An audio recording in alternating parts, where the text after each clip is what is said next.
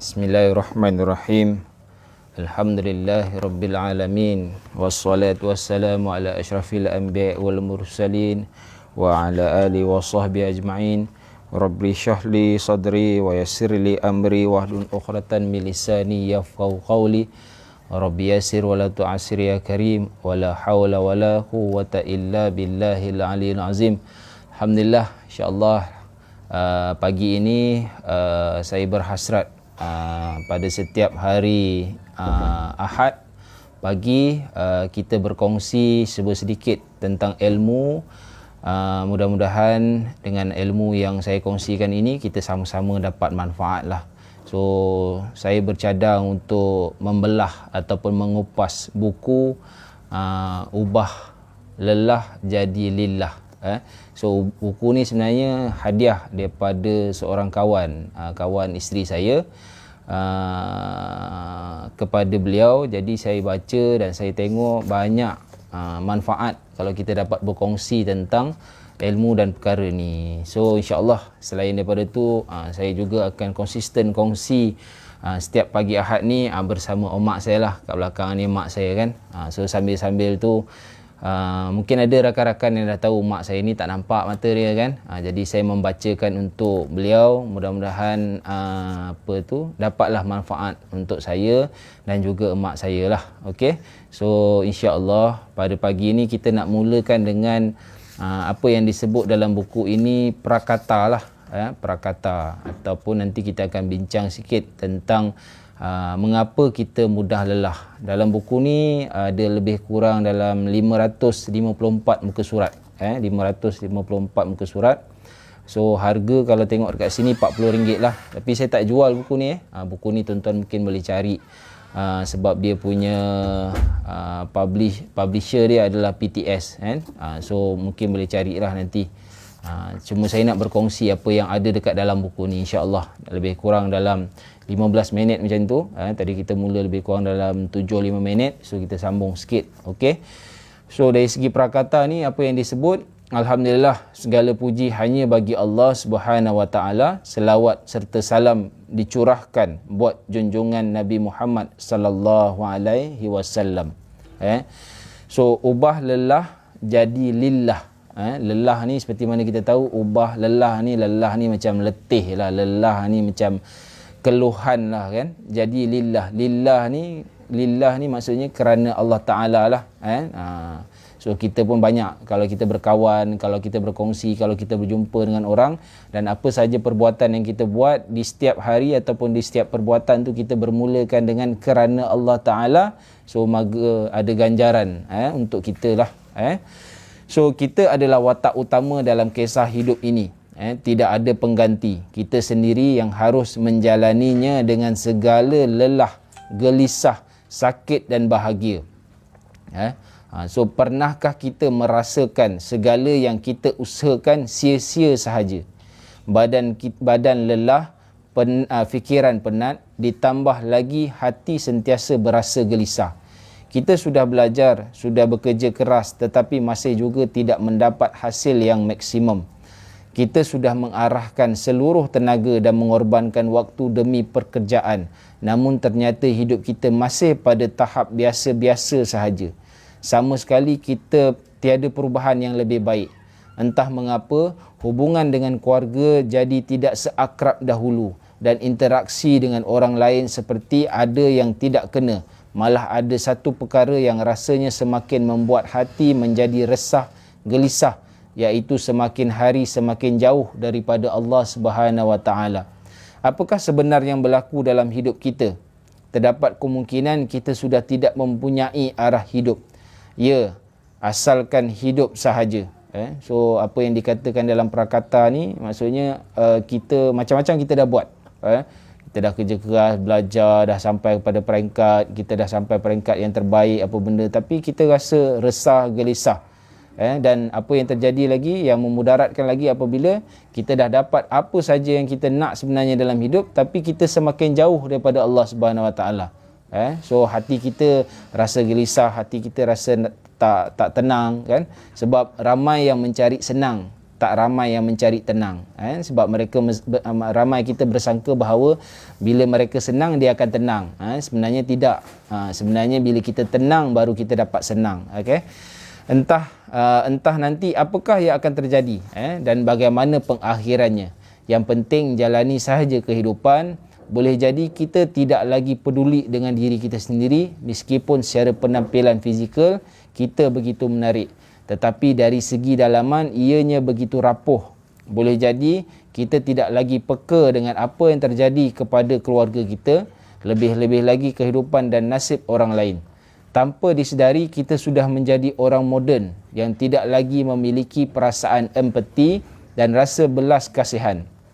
Boleh jadi juga tanpa kita sedari, kita tidak ada bezanya dengan mesin yang terus sahaja bekerja tanpa henti, tanpa hati.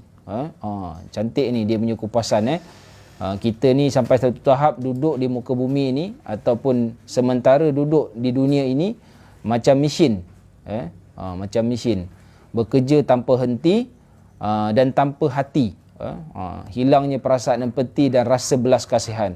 So kalau kita tengok hari ni pun makin lama makin memudaratkan, kan? Kadang-kadang tak boleh tercapai dekat akal kepala kita lah apa yang terjadi saban hari. Okey, boleh jadi kita mengaku memiliki Tuhan tetapi tidak pernah merasakan kehadirannya. Astaghfirullahalazim. Seorang pekerja bank dengan status masih dalam tempoh percubaan iaitu 3 bulan berasa tertekan sebab beliau sudah bekerja selama 2 bulan tetapi belum juga memenuhi sasaran kerja yang sudah ditetapkan. Pada akhir bulan kedua, seharusnya beliau sudah boleh mendapatkan dana sebanyak RM100,000. Tetapi apakah yang berlaku? Beliau hanya mampu memperolehi tidak lebih daripada RM20,000 sahaja. Tempoh masa yang diberikan tinggal sebulan saja lagi. Padahal pada akhir bulan ketiga, beliau mesti mencapai sasaran sehingga RM300,000. Sekiranya beliau gagal, beliau tidak boleh menyambung kontrak untuk bekerja di bank itu. Maka dengan sepenuh tenaga beliau bekerja. Waktu solat zuhur pun beliau lewatkan kerana sudah ada janji temu dengan pelanggan. Sayang pula kalau pergi solat dahulu, nanti calon pelanggannya akan membatalkan janji temu lantaran tidak lagi tepat pada waktu yang telah dijanjikan. Fikir beliau. Tanpa beliau sedari, asbab begitu sibuknya beliau melayani pelanggan menyebabkan beliau terlewat mengerjakan solat asar. Menjelang maghrib, beliau mengirimkan pesanan melalui telefon kepada keluarganya di rumah, saya balik malam, masih banyak kerja yang perlu dilakukan.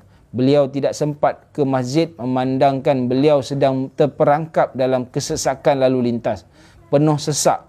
Padahal pada masa tersebut, beliau masih ada satu janji temu lagi dengan pelanggannya.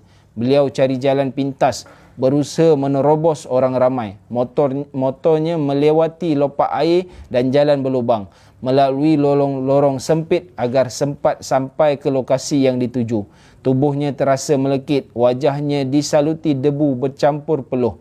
Sayang sudah terlambat, pejabat pelanggan sudah ditutup. Beliau hanya boleh memandang pejabat itu dengan kebingungan. Tiba-tiba sahaja kepalanya terasa sakit. Beliau menanggalkan helmetnya dan meneguk air mineral. Rupa-rupanya selain masih belum solat, beliau juga masih belum makan tengah hari. Segera beliau mencari warung di pinggir jalan sambil merenungi nasibnya. Di fikirannya hanya sasaran yang perlu beliau capai. Sesudah makan, beliau meneruskan perjalanan untuk pulang. Beliau sampai di rumah tepat pada pukul 9 malam. Betapa sedihnya, pada akhir bulan ketiga, beliau hanya mampu memperolehi dana tidak lebih daripada RM70,000 sahaja. Jauh daripada jumlah yang disasarkan. Hanya setengah daripadanya sahaja. Secara automatik, beliau tidak dapat menyambung kontrak bagi bekerja di bank tersebut. Beliau berasakan perjuangan yang selama 3 bulan lalu menjadi sia-sia. Pergi pagi dan pulang malam tidak ada ertinya. Badan lelah, fikiran kacau, makan tidak tertentu, keakraban dengan keluarga berkurangan dan yang lebih disesali adalah solatnya pun tidak sempurna. Begitulah, kadang-kadang dalam usaha mengejar satu matlamat hidup, terdapat bahagian daripada hidup kita yang harus dikorbankan demi memenuhi kehendak pekerjaan. keluarga terabai, kesihatan tidak difikirkan, bahkan hak Allah Subhanahu Wa Taala pun dilewatkan.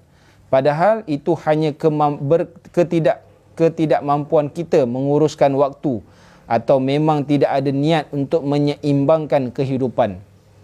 Semoga segala aktiviti kita sehari-hari tidak menjadi sia-sia. Segala lelah dapat menghasilkan bahagia, tidak hanya bahagia untuk diri kita sendiri, malah untuk orang-orang terdekat. Semoga apa yang kita cintai di dunia ini sama sekali tidak mampu memaling hati kita daripada Allah Subhanahu Wa Taala.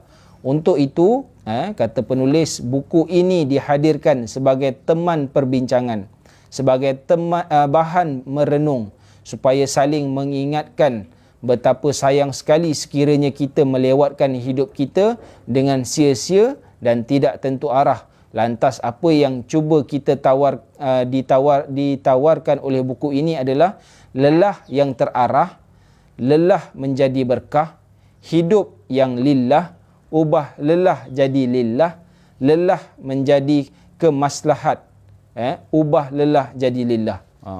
So buku ini mengajak kita melakukan perkara-perkara di dunia ini, contohnya pekerjaan, menyantuni keluarga, keluar bersama anak-anak, hantar anak pergi ke sekolah, bekerja 8 hari di tempat kerja masing-masing. Tetapi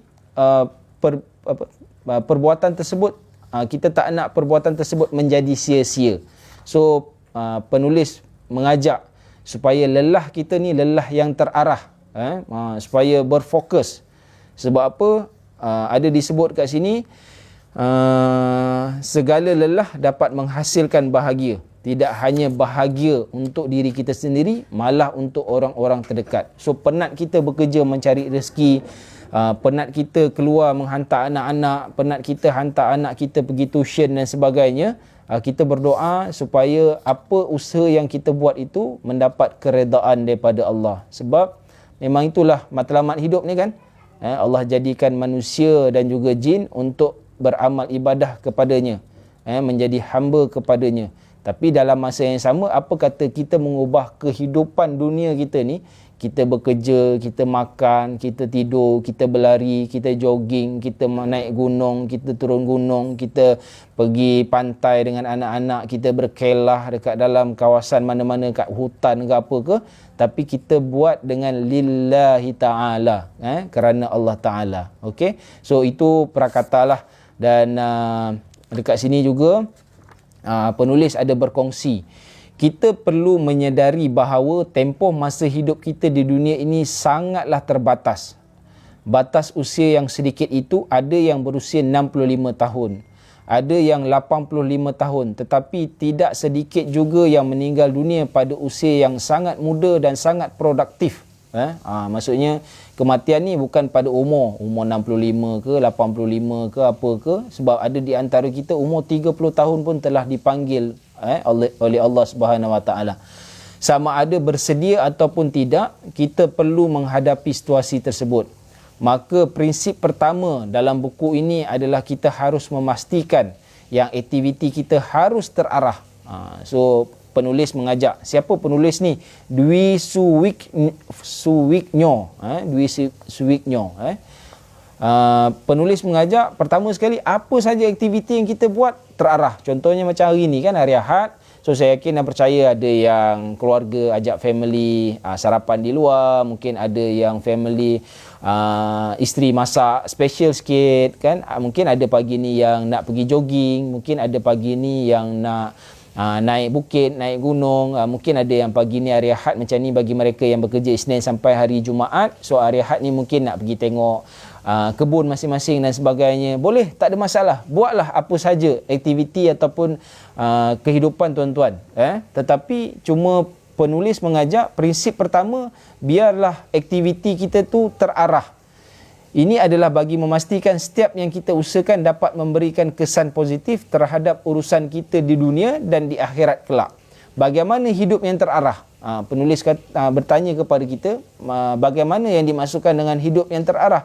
Pertama, menentukan tujuan hidup. Apa tujuan hidup kita? Contoh hari Ahad kita bangun ni, apa yang kita nak dalam hidup kita sebenarnya? Okey. So yang kedua, bismillah. Meluruskan niat. So mulakan kehidupan kita setiap hari, mulakan aktiviti kita setiap hari dengan bismillah, dengan nama Allah. Yang ketiga, tidak sekadar sibuk.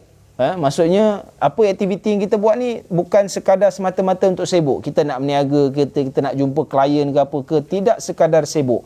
Yang keempat, menguasai rumus untuk bertindak dengan lebih cepat.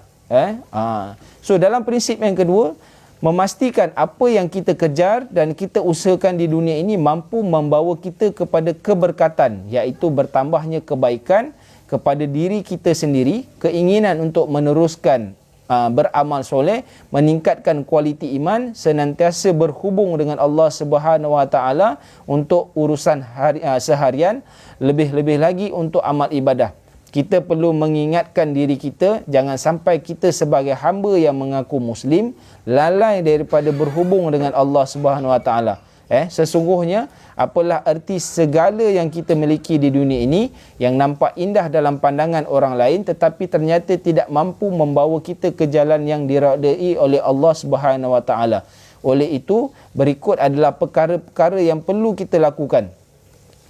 So maksudnya penulis mengajak prinsip yang kedua ni, memastikan apa yang kita kejar, apa yang kita usaha ini akan membawa kepada keberkatan. Bagaimana cara dia? Macam sepatutnya lah peraturan yang dah ada kan. Kita ada solat subuh, kita ada solat zuhur, kita ada solat maghrib, ada solat isyak, ada solat asar kan. So bila sampai waktunya, kita tinggalkan urusan dunia sementara dan kita teruskan dengan urusan akhirat kita, iaitu perhubungan kita dengan Allah. So sebab tu penulis mengajak, pertama, sentiasa berhubung dengan Allah Subhanahu Wa Taala. So kalau dalam zikir-zikir harian kita pun Allah dah ajar dah, sebelum memulakan sesuatu, bismillahirrahmanirrahim.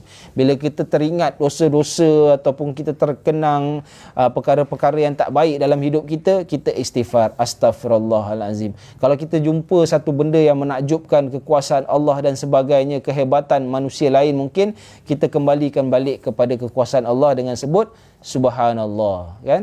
So bila kita nampak kebesaran Allah, kita sebut Allahu Akbar. So benda-benda ini akan mengisi keselingan-selingan yang berlaku dalam kehidupan kita, itu sebenarnya akan mengisi kita, iaitu sentiasa berhubung dengan Allah Subhanahu Wa Taala. Yang kedua, memohon pertolongan daripada Allah Subhanahu Wa Taala.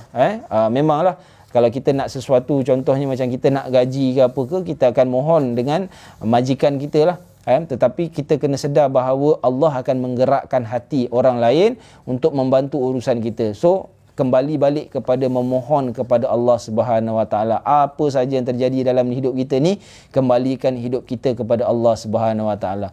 Yang ketiga, mengelakkan merosakkan kehidupan kita.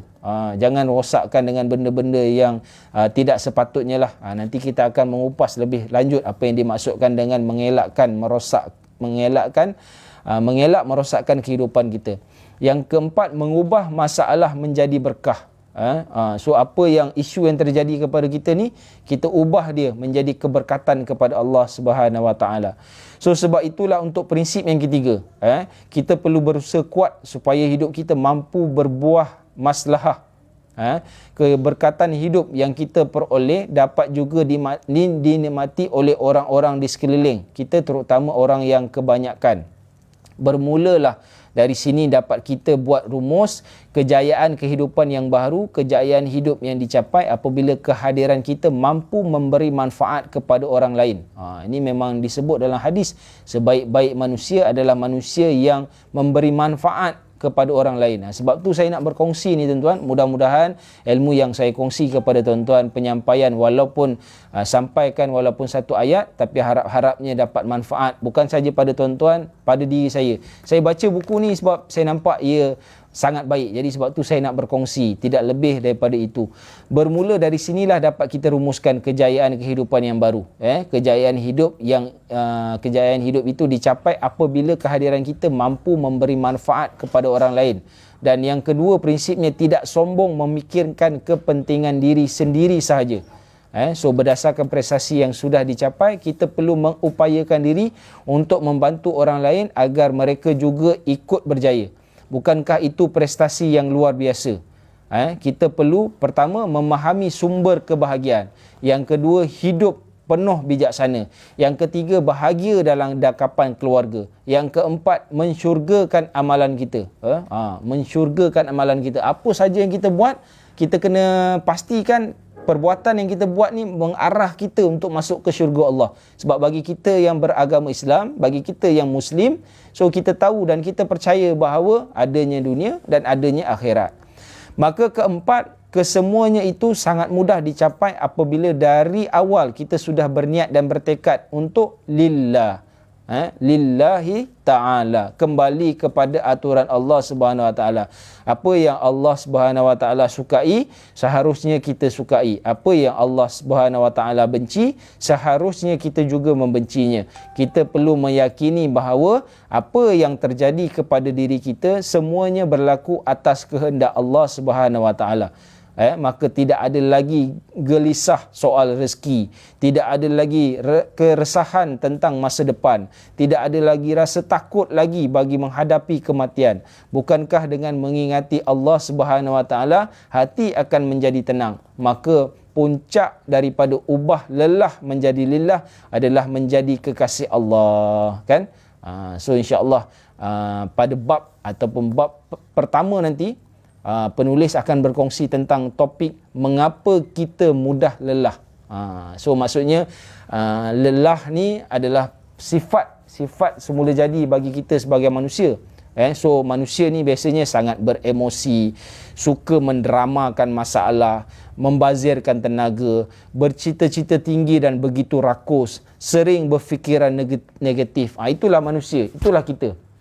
Tapi nanti bila di sepanjang perkesahan ataupun penceritaan dalam buku ini, nanti penulis akan mengupas satu persatu. Kita tidak menidakkan bahawa memang manusia ini sangat emosional. Tak apa, tak ada masalah. Tapi emosional yang ke mana? Emosional yang sampai mana? Adakah kita bawa emosional tu kepada lillahi ta'ala? Ada tak kita bawa emosional ini kepada hubungan kita dengan Allah? Suka mendramakan masalah, kita membazir tenaga. Kalau kita macam saya bekerja daripada Isnin sampai Jumaat, kan, 8 jam tu memang kita dah buang dah, ataupun kita dah peruntukkan 8 jam kita bekerja tu untuk mencari rezeki, kan? So adakah 8 jam kita tu kita buang dengan sia-sia? Adakah 8 jam tu menyebabkan kita penat sepenat-penatnya tanpa kita mengambil sebahagian daripada 8 jam tu, ataupun kita selang-selikan sebahagian daripada hidup kita, ataupun kita letak celah-celah di sebahagian 8 jam itu hubungan kita dengan Allah? Tak nak ke kita di celah-celah kehidupan kita itu kita mencari keberkatan kepada Allah? So mari kita sama-sama mendidik diri kita, mudah-mudahan dia akan dapat manfaat. So itu sajalah untuk permulaan hari ini 1 Syakban 1442 Hijrah, kan? Syakban ni bulan Nabi Muhammad sallallahu alaihi wasallam. Mari kita sama-sama meningkatkan selawat kita, perbanyakkan selawat kita ke atas Nabi junjungan kita sallallahu alaihi wasallam. Kita telah melalui peringkat ataupun bulan Rejab, bulan Allah. Kemudian kita masuk ke bulan Nabi Muhammad sallallahu alaihi wasallam, iaitu bulan Syakban. Selepas ini kita berdoa moga-moga Allah sampaikan usia kita di bulan Ramadan, supaya di bulan Ramadan kita mempertingkatkan ibadah kita kepada Allah Subhanahu Wa Ta'ala. Sebab banyak ganjaran untuk hamba-hambanya di bulan Ramadan kelak, ya. Jadi sebab tu ada doa, ya Allah, kan, berkatilah aku di bulan Rejab dan bulan Syakban, dan sampaikanlah aku di bulan Ramadan, kan. Jadi insya-Allah sedikit perkongsian ubah lelah jadi lillah, dekat depan buku utama ni, ataupun di cover page depan ni, penulis ada sebut, jadikan amalan duniamu bernilai akhirat, jauhi amalan akhiratmu bernilai dunia. Oh, besar dan hebat kata-kata ni, kan. So kita nak jadikan amalan dunia kita ni bernilai akhirat. So apa yang kita buat? Makan, tidur, berlari, naik gunung, turun gunung, bawa kereta, makan keluar bersama dengan anak-anak, duduk berkemah dengan anak-anak dan sebagainya. Apa yang kita buat? Amalan di dunia ini bernilai untuk akhirat. So itu yang kita nak cari, kan? Sebab kita nak cari akhirat. dan jauhi amalan akhiratmu bernilai dunia. Jangan sampai kita nak kejar akhirat tapi sebenarnya hanya bernilai di dunia saja. Dekat akhirat tak ada apa-apa keuntungan pun. Jadi mudah-mudahan sedikit perkongsian saya pada hari ini, dah hampir setengah jam lah, janji 15 minit ni kan. Itulah dia, bila dah cakap ni dia seronok menyampaikan kan, sebab hebat. So insyaAllah lepas ni nanti setiap hari Ahad pagi lebih kurang dalam pukul 7 macam tu saya akan kongsi, dan insyaAllah tetamu istimewa saya, tetamu yang setia, mak saya akan, sebenarnya saya niat baca buku ni nak bacakan untuk mak saya kan, sebab mak saya tak nampak dah hampir 11 tahun dia tak nampak.